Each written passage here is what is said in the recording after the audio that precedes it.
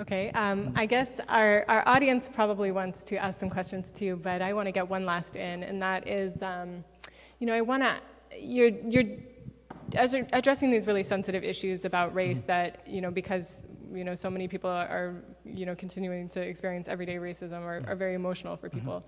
And I wonder if you can speak a little bit spiritually to how one should deal with these a painful issue like this, about hearing from scholars say such negative things about Black people or about Black skin, and also even more broadly, you talked about sort of the perennial problem of anti-Black sentiment. Right. How do believers deal with that reality? Right. Well, the first thing, it goes back to what I mentioned before about remembering that the heirs are not the same as those who they are heirs to. And it's okay, in my opinion, to, I guess you say, lose faith in a scholar. You understand? It's okay. But if we lose faith in the messenger of God, and we lose faith in God, then I think that's a problem.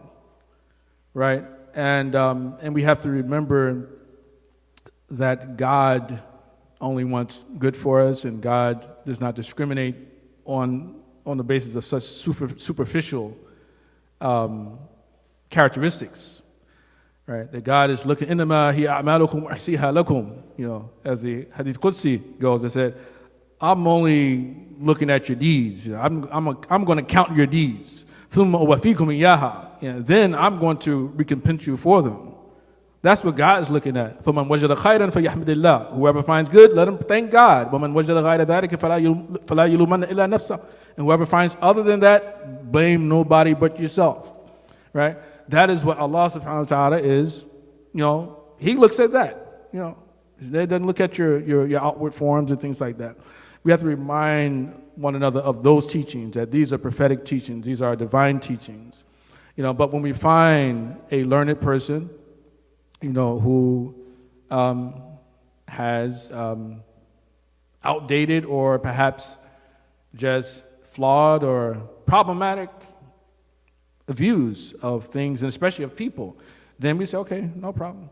He showed his humanity. He's revealed his humanity, and so we're expected to follow the best. الَّذِينَ يَسْتَمِعُونَ الْقَوْلَ فَيَتَّبِعُونَ أَحْسَنَهُ. Those people who hear words and they follow the best of it. They follow the best part of it, أُولَٰئِكَ الَّذِينَ هَدَاهُمُ اللَّهُ. And the Quran said, those are the ones God has guided. Guidance is given to those people.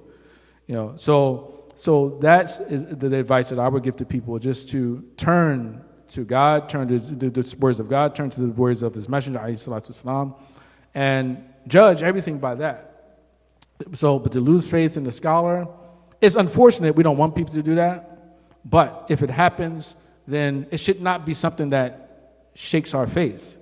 And I think this is also another problem that we have in this age, is because there is, on one level, somewhat of a I don't want to use too harsh of a term, but the thing that came to mind was sort of like scholar worship. It's like Shaykh-Worship, where we're kind of expecting all of our answers from scholars, about every single issue, that we expect them to be everything for us, to be our father, to be our, everything, and we expect them to be perfect too. But then the moment we realize, oh my God, he uses the bathroom. Oh my God, he's not perfect, right? Then people get chased away from religion. And I say the problem is not the sheikh. The problem is you. That your faith was connected to the wrong thing. See, and it reminds me of when I used to work as a chaplain in the prison. There was an individual who had sent me a letter one time. He was a lifer, and he sent me a letter to my office and was like, take me off of all of the Islamic activities. I don't want my name on it, because he just got tired of a lot of controversy that was going on in the blocks, and guys were talking about me. They didn't like me too much, So it really gave him a headache. And when I called him down to talk to me, it became clear that his faith was attached to the community.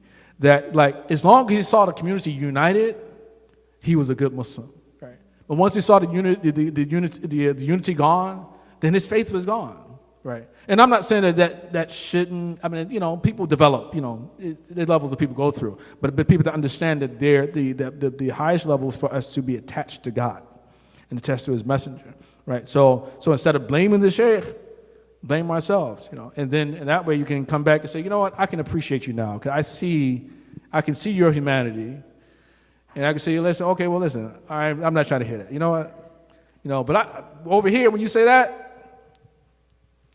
you follow me? So that I think that's the attitude we have to have.